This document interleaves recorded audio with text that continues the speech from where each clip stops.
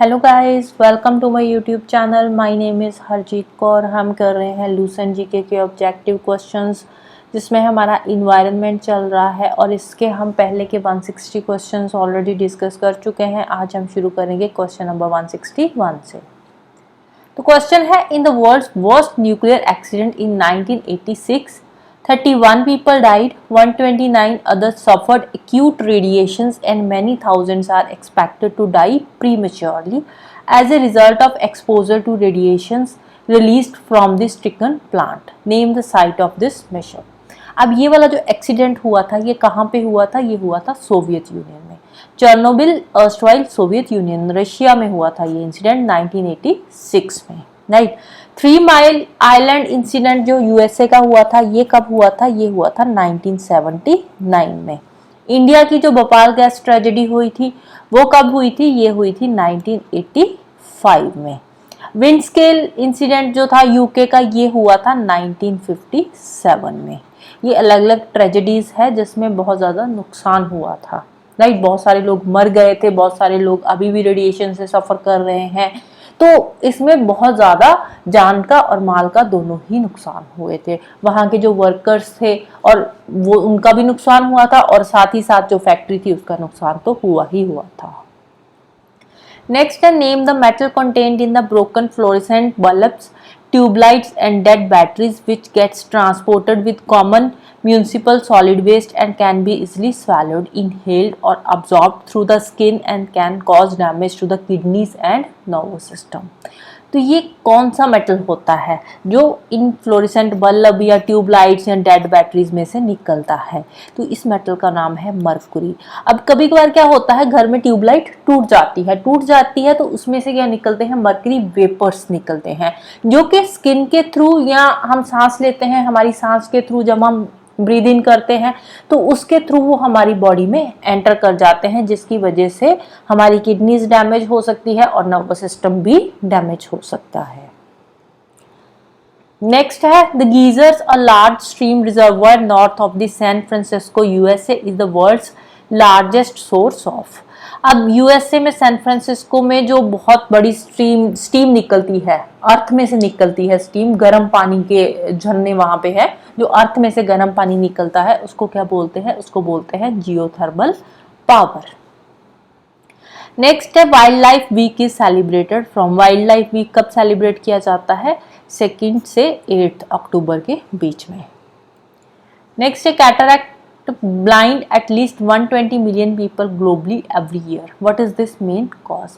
अब ये जो कैटरैक्ट की प्रॉब्लम है, इसमें क्या होता है? इसमें हमारी आई के अंदर जो लेंस होता है ना, उस लेंस के ऊपर ऐसे फॉग सी जम जाती है। जो लेंस होता है बहुत ही ज़्यादा धुंधला सा हो जाता है, तो उससे हमें दिखाई भी नहीं देता, दिखाई भी वैसे ही देता है, धुंधला धुंधला सा सब कुछ।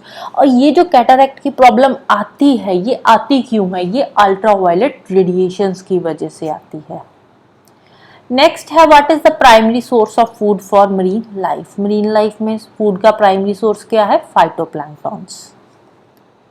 नेक्स्ट है, proper disposal of hazardous toxic waste is essential as exposure to it can cause serious problems to the health. Which is potentially the safest means of disposing of the most toxic waste, organic solvents, chlorinated hydrocarbons and oil based compounds including PCBs and डाइऑक्सिन्स। अब इनको dispose of करने का सबसे अच्छा method क्या है? इनको dispose of करने का, जो मोस्ट टॉक्सिक वेस्ट होता है उसको डिस्पोज ऑफ करने का बेस्ट मेथड है industrial high temperature incineration. Answer आएगा ऑप्शन बी। नेक्स्ट है, India generates about 4.3 million tons of hazardous waste every year. Direct exposure to chemicals in hazardous waste can cause death. अब कौन से ये जो 2 केमिकल्स है जब हमारे कांटेक्ट में आते हैं, जहाँ हम इनके एक्सपोजर में जाते हैं तो उसकी वजह से डेथ भी हो सकती है। तो एक तो है मरकरी, दूसरा है साइनाइड। नेक्स्ट है, the municipal solid waste generates in India is about 40% organic matter. Composting is the best method to dispose of organic solid waste. Where was the country's first aerobic composting plant set up in 1992? 1992 में India का, हमारे country का, India का first aerobic composting plant setup किया गया था। कहाँ पे सेटअप किया गया था? तो ये सेटअप हुआ था मुंबई में। नेक्स्ट है garbage can be put under 4 categories. 4 category का गार्बेज होता है, एक ऑर्गेनिक, दूसरा टॉक्सिक, तीसरा सॉइल्ड, चौथा recyclable. Of the organic waste this forms an important part. Organic waste में इम्पॉर्टेंट वेस्ट सबसे जो है वो कौन सा आता है? वो आता है वेजिटेबल पील्स।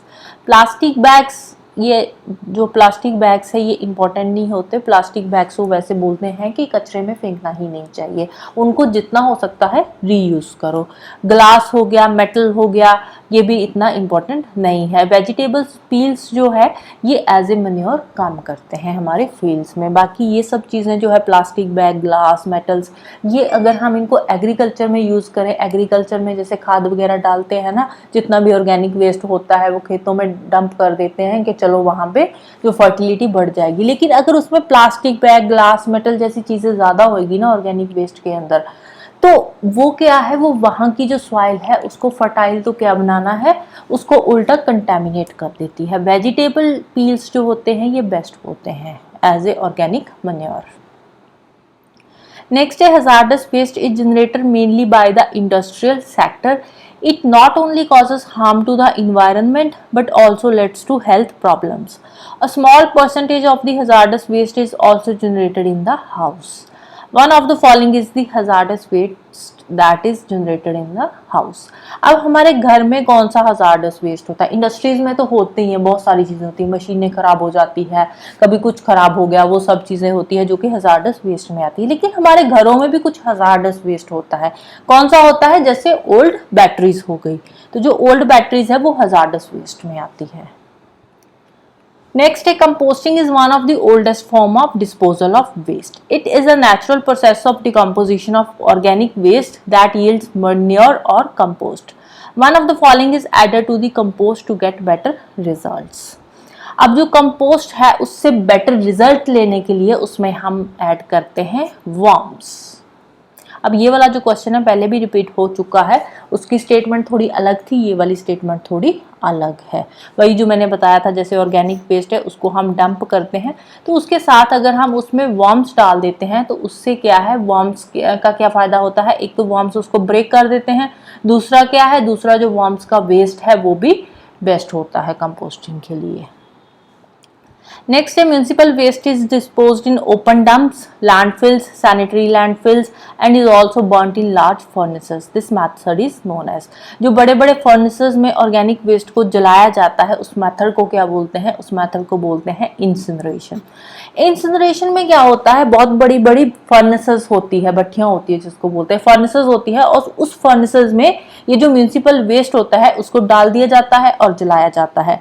जब उसको जलाया जाता है तो उसमें से क्या निकलती है? ऐश निकलती है। जैसे ये भट्टी सी होती है, कुछ इस तरह की होती है इसकी शेप, तो इस भट्टी में इसको जलाया जाता है। ये जो फर्नेस में जब इसको जलाया जाता है ना तो इसमें ऐश निकलती है। अब कुछ ऐश तो क्या होती है, हवा में चली जाती है, ऐसी जब ये जल रहा होता है उसी टाइम पे हवा में चली जाती है, जिसको बोलते हैं फ्लाई ऐश। जब ये हवा के साथ जाकर मिक्स होती है एयर के साथ तो इसको क्या बोलते हैं? Fly ash.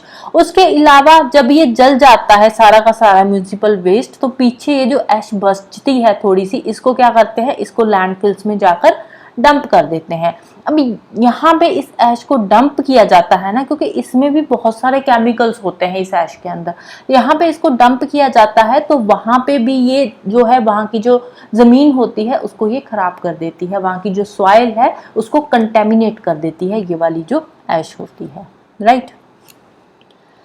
Next, plastic was once hailed as a wonder material but is now becoming a serious environmental and health problems due to its non-biodegradable nature. Burning of plastic, especially PVC, releases the following harmful gas into the atmosphere.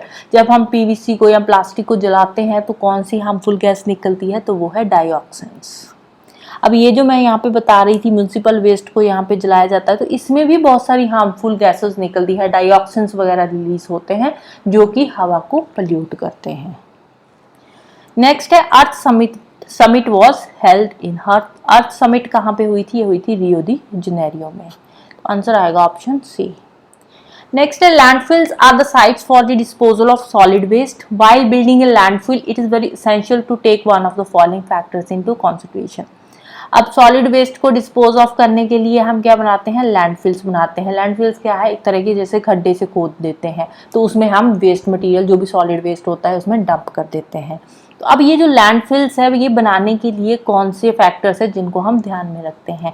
तो ये जो landfills होते हैं ना, हम ये ध्यान में रखते हैं कि जब हम लैंडफिल्स को खोदते हैं, जब खड्डा खोद रहे होते हैं, तो उस टाइम पे उसकी जो डेप्थ होती है वो ग्राउंड वाटर लेवल से ऊपर ही रहनी चाहिए, ग्राउंड वाटर लेवल तक नहीं पहुंचनी चाहिए।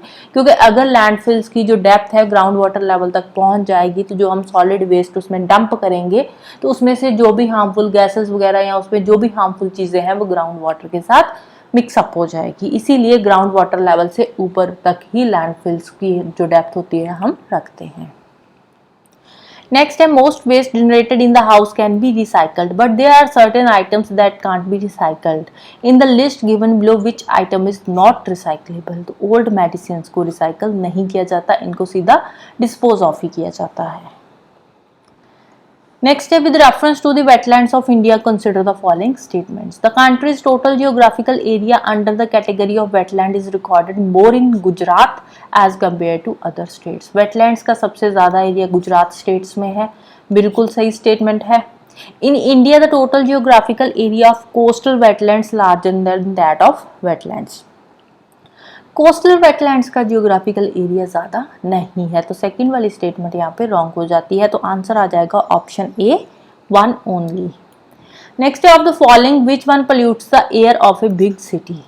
अब हवा को कौन सी जो मेटल है वो पोल्यूट करती है, तो वो है लेड। नेक्स्ट है, biodegradable waste can usually be converted into useful substances with the help of. Biodegradable जो वेस्ट होता है उसको हम कन्वर्ट कर सकते हैं यूजफुल सब्सटेंसेस में। कैसे कन्वर्ट कर सकते हैं, बैक्टीरिया की हेल्प से, right. So this is all about today. तो जाने से पहले वीडियो को लाइक कर देना, शेयर कर देना और चैनल को सब्सक्राइब कर लेना। Thank you, bye bye and have a nice day.